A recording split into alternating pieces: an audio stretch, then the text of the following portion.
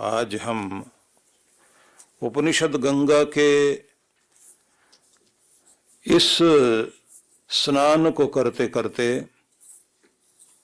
उस अंतिम घाट तक पहुंच गए हैं जहां ये उपनिषद आज पूर्ण हो रहा है। और हम ये भी जान लें कि हमारे देश में एक ऐसी परंपरा रही है कि जब वनों के अंदर बैठे हुए ऋषि मुनियों के पास ज्ञानी ध्यानी श्रद्धालु भक्तों का एक जमावड़ा रहता था और बहुत सारे व्यापारी, राजनेता और तरह तरह के नागरिक, ग्रामीण सभी लोग जाते थे और जाकर उनसे उपदेश ग्रहण करते थे।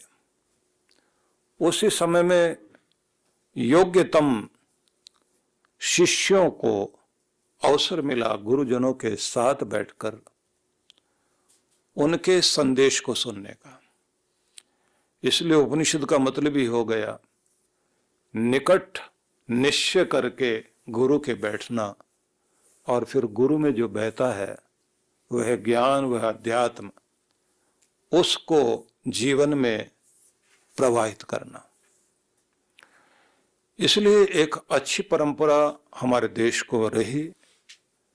हम आध्यात्मिक रूप से बहुत ही समृद्ध लोग रहे और हमने ये माना कि जिस प्रकार से एक परिवार प्रत्येक व्यक्ति का होता है, आध्यात्मिक रूप से भी एक परिवार प्रत्येक व्यक्ति का होना चाहिए और वो उसके सद्गुणों का परिवार है।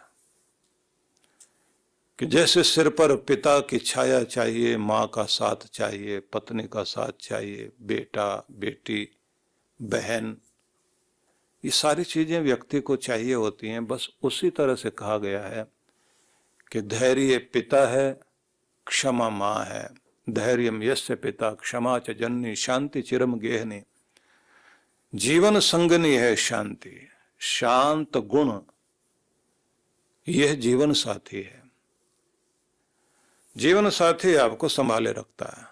आपके भीतर की शांति ही आपको संभालती है, वही आपको आगे ले जाती है, वही प्रेरणा बनती है।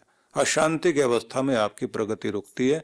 आध्यात्मिक रूप से आपका सबका परिवार यही होना चाहिए। धीरज रखना, संभल कर चलना, हिम्मत नहीं छोड़ना, अपना धीरज बनाए रखना, हौसला बनाए रखना। और गलतियां करने वाले लोग जो आपको चिढ़ाते हैं, दुख देते हैं, क्षमा भाव लेकर के चलना। इसको माँ कहा गया, क्षमा माँ है। इसे कहा गया है कि आप उन सब के प्रति जिनके को आपने पीड़ा दी है, उन सब से क्षमा मांगो और दूसरों को भी क्षमा करने वाले बनो। साथ में कहा गया है कि शांति को अपनी चिरसंगनी मान करके उसे साथ साथ लेकर चलना, मतलब शांत तो रहना ही है। सत्यम सुनु रयम, सत्यम सुनु, सोनू से ही सन बना है बेटा, ऐसा। तो इसका मतलब होता है कि सत्य जो है वो बेटे की तरह है। जैसे आदमी अपने बेटे को बढ़ता हुआ देखता है, तो सच्चाई को, जिंदगी की सत्यता को बढ़ाएं। भ्राता मन संयमा, कंधे से कंधा मिलाकर चलने वाला भाई, वो मन का संयम है। मन को कंट्रोल करते हुए चलना, मतलब अपने ब्रेक का ठीक से इस्तेमाल करना, ब्रेक को लूज मत होने देना। कंट्रोल करने की ताकत अपनी हमेशा बनाए रखना। गुस्सा करते समय, अधिक बोलते समय, फालतू बातें करते समय अपना कंट्रोल अपने ऊपर होना चाहिए। जिस आदमी का खुद पर कंट्रोल नहीं है तो वो व्यक्ति फेल होता है। एक्सीडेंट उन्हीं के होते हैं जिनकी गाड़ी का ब्रेक फेल हो जाए, खुद को भी चोट और दूसरों को भी चोट। तो ऐसे करके एक परिवार की बात कही गई है कि हर व्यक्ति को इस आध्यात्मिक परिवार को साथ लेकर चलना चाहिए। यहाँ बहन का भी स्थान है, दया च भगनी। बहन जो है हाथ में राखी बांधती है, भाई मेरी रक्षा करना। तो यहाँ दया बहन आकर कहती है मेरी रक्षा करना, लाज रखना, मेरा मान रखना। तो दया जब तक है तो धर्म है जीवन में। जब तक आपके जीवन में दया नहीं है तो आप आगे नहीं बढ़ पाओगे। तो इसी को कहा गया है कि प्रत्येक व्यक्ति का ये परिवार होना चाहिए। और इसी में आगे चलकर ये कहा है कि घर परिवार में बैठकर आदमी भोजन करता है और उसकी दीवारें भी होती है चारों तरफ, घर के अंदर जो चार दीवारी में रहता है। तो उसको कहा दिशोपि वसनम ज्ञानामृतम भोजनम, आपका ज्ञान अमृत ही भोजन है। जब तक हर दिन कुछ पढ़ो नहीं, जानो नहीं, सुनो नहीं, लिखो नहीं, समझना आज भूखे रह गए। भोजन आवश्यक है, भोजन करके ही आदमी की जिंदगी चलती है। ज्ञान अर्जन करना चाहिए, हर एक आदमी को पढ़ना, जानना, सीखना जारी रखना चाहिए। जब तक आप सीखते रहते हैं तो बढ़ते रहते हैं, तभी तो आपकी तरक्की होती है। स्कूल छोड़ने के बाद, कॉलेज छोड़ने के बाद लोग जो अपनी पढ़ाई छोड़ बैठते हैं, सीखना बंद कर देते हैं, तो वो लोग उतने ही दायरे में रह जाते हैं, उससे आगे जा ही नहीं पाते। कुछ न कुछ नया सीखना, जानना, क्योंकि हम बुद्धू बक्से के सामने बैठे हुए टीवी के आगे बैठ करके जो वो सिखा रहा है, जो वो हमें ले जा रहा है, जो बहका रहा, हम बहक रहे हैं। और फिर हमारा कोई स्तर रह नहीं जाता। जानना, सीखना जारी रखना चाहिए। और मस्तिष्क की एक बड़ी कमाल की बात है, जैसे हमारा स्नायु तंत्र होता है, मसल्स होते हैं, अगर इनका उपयोग करते रहो तो ये सक्षम बने रहते हैं। दिमाग का उपयोग करते रहो तो ये तीखा बना रहेगा। सीखना छोड़ दीजिए, दिमाग डल हो जाएगा। शरीर की उम्र हो सकती, मस्तिष्क की उम्र कुछ भी नहीं है। वो बूढ़ा और बच्चा, आप देखिए ना कितने सारे ज्ञानी लोग हैं इस दुनिया में। आज ये दुनिया जो पल पल बदल रही है, पहले 10-10 साल के बाद में कोई एक आविष्कार होता दिखाई देता था, अब तो महीने महीने में नई नई चीजें आ रही हैं। छोटे छोटे बच्चों से लेकर बूढ़े तक कितने कुछ कमाल कर रहे हैं। कभी हमने सोचा था कि चांद सितारों से हमारी बात होगी, वहां बैठा हुआ आदमी, यहां से गया हुआ व्यक्ति चांद सितारों में जाएगा और वहां से जो है फोन पर बात कर सकता है, वहां से बात कर सकता है, यहाँ वहां से हमें दृश्य भेज सकता है। आज हम लोग यहाँ बैठे बैठे आप समझिए कि पूरी दुनिया से बात कर सकते हैं। तो ये सैटेलाइट का ही तो माध्यम होता है कि यहाँ से हमारे फोन की जो भी वेव जो जा रही हैं वो वहां तक जा करके और उसके बाद में फिर नीचे आती हैं और नीचे से आकर के हमारे फोन में पहुंचती है। तो पूरे विश्व को एक कर दिया गया। मौसम को हमने पहचान लिया है, जमीन के अंदर हम झांक रहे हैं, समुद्र के अंदर तक हम लोग पहुंच गए हैं। जमीन के अंदर कहाँ पर जो है सोना, चांदी, निकल, अनेक धातुएं भरी पड़ी है, कितना पानी कहाँ पर है, सब हम देख रहे हैं बैठे हुए। आज सैटेलाइट के माध्यम से आप अपने बगीचे में बैठे हुए अखबार पढ़ रहे हैं, तो अमेरिका में बैठा हुआ व्यक्ति जो है सैटेलाइट के माध्यम से आपके अखबार की हेडलाइन देख सकता है, आपके हाथ में बंधी हुई घड़ी का टाइम देख सकता है कि इस आदमी की घड़ी में ये बजा हुआ है। तो विज्ञान ने इतनी तरक्की की है, तो ये तरक्की क्यों? मस्तिष्क व्यक्ति का जो है लगातार काम कर रहा है, नई नई खोजें हो रही हैं, रोज नई नई चीजें सामने आ रही हैं। सीखना, जानना जिन लोगों का जारी है वो भौतिक उन्नति कर रहे हैं। और हमारे प्राचीन ऋषि मुनि, उन्होंने कोई इस तरह की प्रयोगशाला नहीं बनाई थी, उनकी प्रयोगशाला अलग तरह की थी जो जंगलों में काम करती थी। इसीलिए भारद्वाज नाम के ऋषि ने विमान शास्त्र लिखा और तरह तरह के विमान बनाने की प्रक्रिया बताई। यहां तक बता दिया कि मणियों से चलने वाले जो विमान हैं वो सूरज, चांद और ग्रहों से ऊर्जा लेकर के चलेंगे। तो सोलर एनर्जी का प्रयोग उन्होंने बताया और कहा असुर जो हैं वो लोग अपने तेल के माध्यम से, गंदी चीजों के माध्यम से अपने यान को, वाहन को और अपने विमानों को उड़ाएंगे, जिससे देवता प्रकोपित हो जाएंगे, मतलब पर्यावरण गड़बड़ हो जाएगा। वेदों में जब आप पढ़ते हैं सूत्रामाणम द्याम अने हसम, वहां मंत्र दिया गया है कि हमें ऐसी नौका बनाने का मौका दे भगवान कि जिससे जो है हम समुद्र में अच्छी तरह से चल सकें और फिर वही हमारी नौका थल में भी चले, जमीन पर भी चले और आकाश में भी उससे उड़ सके। अभी तक व्यक्ति ने इस तरह की चीज नहीं बनाई है। पानी में उतरने वाले जहाज जरूर बना दिए हैं, पनडुब्बी हमारे पास में है, लेकिन ऐसा यान जो है वो पानी में उतरकर वहां भी तेजी से दौड़ने लग जाए और जब मर्जी आए तो उठा करके उसको कहो कि चलो जमीन पर आ जाओ, जमीन पर दौड़ने लग जाए कार की तरह, और जैसे उसका फिर बटन दबाएं तो आकाश में उड़ जाए। कि बराबर गति हो हमारी, जिससे हम जो है हर जगह आराम से पहुंच सकें और जीवन को सुख से बिता सकें। सूत्रामाणम द्याम अने असम, और वो हमारी रक्षा करने वाला, आकाश द्योलोक तक ले जाने वाला यान हो। बड़े कुछ खोजें की हमारे ऋषि मुनियों ने, लेकिन उन्होंने सबसे ज्यादा इस बात पर बल दिया कि व्यक्ति के जीवन में शांति और प्रसन्नता जरूर आनी चाहिए। इसलिए मुझे ध्यान आता है कि जब डॉक्टर राधा कृष्णन इंग्लैंड में गए, हमारे देश के राष्ट्रपति, तो उनके वचनों से बहुत लोग प्रभावित हुए। उसके बाद उन्हें बहुत बड़ी उन्नति जो विज्ञान के क्षेत्र में उस समय ब्रिटेन ने की थी, उस सबको उन्होंने दिखाना शुरू किया कि हमारे यहाँ ये चीजें बन रही। उसके बाद उन्होंने अपने पनडुब्बियां दिखाई। पनडुब्बी दिखाने के बाद उन्होंने कहा कि अब आपको जो है आकाश में हम किस तरह से गति कर सकते हैं, कितने बड़े विमान हम लोगों के पास में है, कितने जो है वो शब्द से भी तेज चलने वाले, ध्वनि से भी तेज चलने वाले विमान हमारे तैयार हो गए। उसके बाद उनसे कहा गया कि अब आप अपनी टिप्पणी लिखिए। उन्होंने एक रजिस्टर पे लिखा कि आज मनुष्य ने मछलियों की तरह समुद्र में तैरना और समुद्र के अंदर जाकर जीना सीख लिया और आकाश की ऊंचाइयों तक उड़ना भी सीख लिया। लेकिन मनुष्य को इस धरती पर सुख से रहना और अधिक शांति से रहना और दूसरों को भी जीवन जीने देना सीखना होगा। उन्होंने टिप्पणी करते हुए कहा कि ठीक है, आकाश में हम पहुंच गए, पाताल में हम पहुंच गए, इस जमीन पर भी ठीक से रह सकें, ये भी तो सीखना चाहिए। हमारे ऋषि मुनियों ने सबसे पहले इस बात पर ध्यान दिया था कि इंसान धरती पर शांति से रह सके, सुख से रह सके, आकाश में गमन जरूर करे, जमीन के नीचे भी जाए, पाताल लोक तक चला जाए, लेकिन एक बात का ध्यान रखना है, जिस धरती पर वो रहता है और जीता और बसता है, सुख से जिए और दूसरों को भी जीने दे।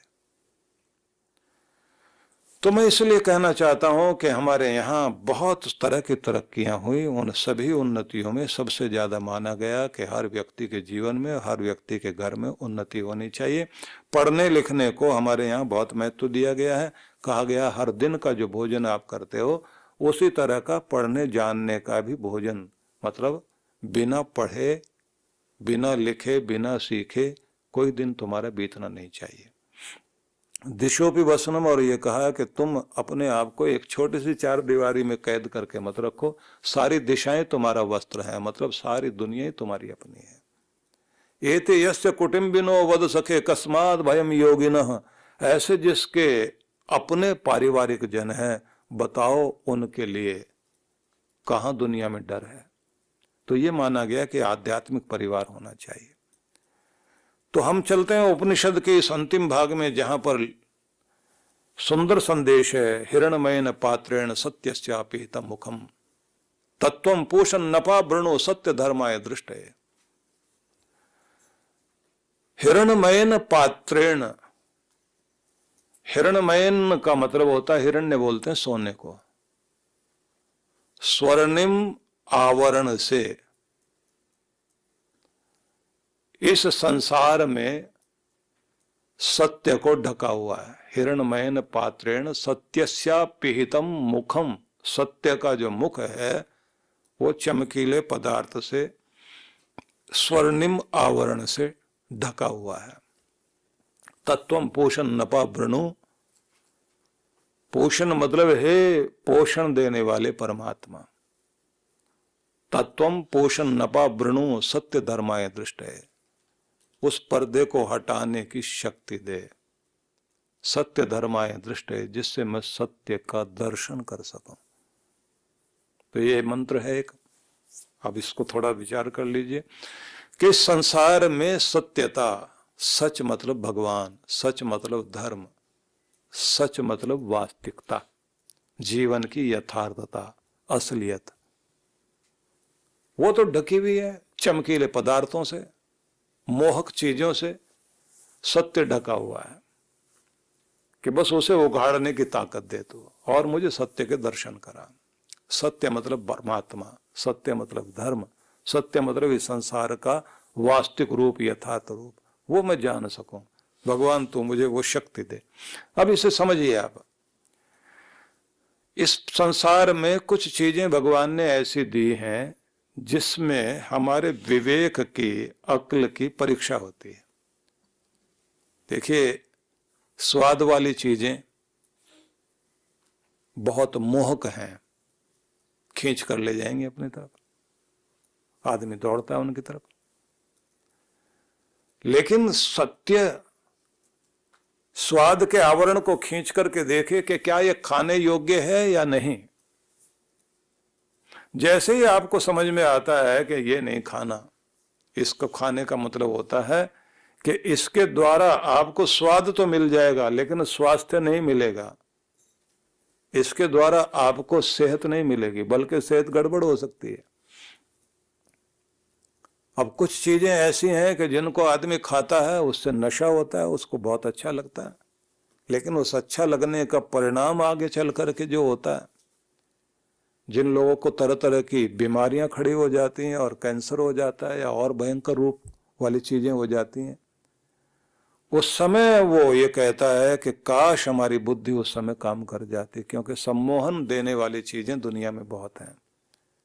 तो स्वाद में जैसे होता है, ऐसे दुनिया में हर वो चीज, रिश्तों में भी अगर आप देखें, मीठा बोल करके धोखा देने वाले बहुत सारे लोग हैं, और दुनिया भर के रिश्तों की सच्चाई को जब आप समझते हैं तो फिर वही बात होती है जो ये कहा जाता है कि एक गुरुजी अपने शिष्य से कह रहे थे कि देखो बेटा, सब तुम्हारे लिए प्यारे हैं, सबके लिए फर्ज पूरे करो, लेकिन इस दुनिया में विश्वास योग्य जो है या तो अपने गुरु पर या अपने भगवान पर आपको भरोसा करना, बाकी किसी पर नहीं। तो उसने कहा जी मैं तो पहले ही बहुत सावधान हूँ, बस एक बात जरूर जानता हूँ, मेरी पत्नी बहुत अच्छी है, उस पर मुझे बहुत भरोसा है, उसको मैं कोई भी बात बताता हूं तो बस वो अपने तक ही रखती है, इसलिए मेरी हर बात वही जानती है, बाकी तो मैं जानता हूं दुनिया भर के लोग सब के सब जो है वो तो बहुत धोखेबाज हैं। मुझे पक्का पता है कि किसी पे भरोसा करो जो आज मित्र है कब दुश्मन बन जाए, दुश्मन बन जाएगा तो फिर जो है जितना नुकसान मित्र करता है उतना दुश्मन नहीं करता। मित्र बना हुआ मित्र जब तक आपका भला कर रहा है तो वो कर रहा है, लेकिन जब बुरा करेगा तो उससे ज्यादा बढ़ करके बुरा करने वाला कोई नहीं। और रिश्ते तो सारे स्वार्थ के, मैं तो सब जानता हूं, मुझे तो पक्का पता है कि हर रिश्ते के ऊपर पर्दा पड़ा हुआ है, देखने में सारे भले हैं, जिसको नहीं देखा वही भला, और जब उसको जो है आप पहचानते हैं उसके बाद असलियत सामने आती है। दूर दूर से दुनिया अच्छी लगती है, दूर के ढोल अच्छे लगते हैं, दूर के पहाड़ अच्छे लगते हैं, दूर से आदमी अच्छा लगता, मुझे बहुत ज्ञान है महाराज। महात्मा बोले तो फिर थोड़ी और असलियत आगे जान लो। उन्होंने कहा क्या जानना है? बोले आप एक काम करो, घर में जाकर ये जो मैं बताऊं वो जाके करना। तो उसने एक अंधेरे में गया रात में, और एक बड़ा सा थैला, उसमें उसने कोई लाल लाल चीज थी और बाहर जो है थोड़ा थोड़ा खून सा दिखाई देता था, और जाके उसने घर में गड्ढा खोदना शुरू किया। पत्नी बोली ये क्या कर रहे हो? बोले बस तुम्हें ही पता है मेरी किसी से लड़ाई हो गई थी और मैंने जो है लड़ाई में उसके साथ में जरा ज्यादा ही लड़ाई हो गई, मैंने डंडा सिर में मार दिया, उसकी मौत हो गई। अब जो है उसका सिर काट लाया हूँ, कहीं जो है पहचान ना हो जाए, उसका दर्द तो वहीं पड़ा हुआ है, अब ये जमीन में गाड़ दूंगा और मेरा बचाव हो जाएगा। सद्गुरु श्री सुधांशु जी महाराज द्वारा मानव सेवा को समर्पित संस्था विश्व जागृति मिशन वर्ष 1991 से धर्म, समाज एवं मानवता की सेवा में संलग्न है। यह संस्था 90 मंडलों, सेवा केंद्रों के माध्यम से न केवल भारत अपितु देश के बाहर अनेक देशों में सेवा के कार्य कर रही है। संस्था की स्थापना से लेकर अब तक विगत 30 वर्षों में जहां लोगों को सन्मार्ग पर प्रेरित करने के उद्देश्य से गुरुवर ने 7000 से अधिक प्रवचन दिए हैं, वहीं देश के राज्य की राजधानियों व प्रमुख नगरों में लगभग 40 आश्रम, 25 मंदिर, सत्संग भवन व ध्यान साधना केंद्रों का निर्माण हुआ है। दिल्ली में करुणा सिंधु धर्मार्थ अस्पताल एवं फरीदाबाद के आरोग्य धाम अस्पताल में लाखों जरूरतमंद रोगियों का उपचार व ऑपरेशन किया गया है। अनाथ गरीब बच्चों के लिए सूरत में अनाथाश्रम, दिल्ली एवं कानपुर में गुरुकुल, फरीदाबाद में ज्ञानदीप विद्यालय, मुरादाबाद में सृजन प्राइमरी स्कूल, झारखंड के रुक्का खूंटी गांव में आदिवासी बच्चों के लिए 2 पब्लिक स्कूल समेत दिल्ली में उपदेशक महाविद्यालय भी बनाया गया है। इन शैक्षणिक संस्थाओं में लगभग 2500 बच्चों को शिक्षित व संस्कारित किया जाता है। दिल्ली के आनंदधाम आश्रम में जहां वृद्धाश्रम एवं वानप्रस्थ संचालित हैं, वहीं आश्रम की कामधेनु गौशाला में 125 गौओं की सेवा की जाती है। कामधेनु गौशाला की तरह ही देश के प्रमुख नगरों में 7 अन्य गौशालाएं भी संचालित हैं। साथ ही पूजा पाठ, यज्ञ अनुष्ठान से लोगों में धार्मिक भावना जागृत की जाती है।